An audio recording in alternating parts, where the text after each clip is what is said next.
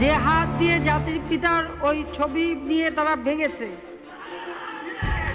তাদের যা উপযুক্ত করা উচিত সেটা করতে হবে। কিন্তু যিনি আমাদের জাতির পিতা, যার আইন আছে, সেখানে হাত দেবে এত সাহস কোত্থেকে পেল?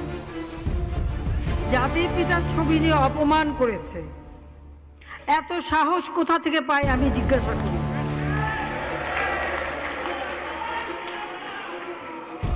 আমি জানি না আমাদের হাই কমিশনার এখন কারা বসেছিল এবং তারা সেখানে কিছুই করতে পারলো না কেন, সেটাও বড় প্রশ্ন।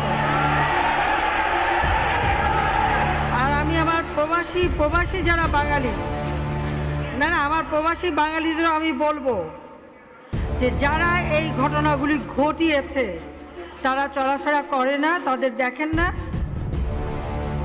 যে হাত দিয়ে জাতির পিতার ওই ছবি নিয়ে তারা ভেঙেছে, তাদের যা উপযুক্ত করা উচিত সেটা করতে হবে।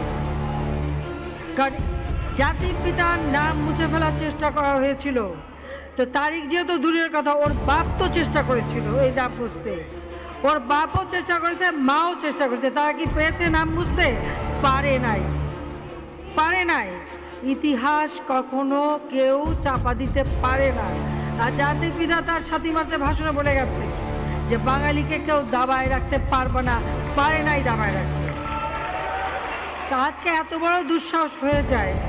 হ্যাঁ, আমি প্রধানমন্ত্রী এসে আমারটা যা করুক, ওটা আমি কিছু মনে করি না। তারিখ যে ভুলে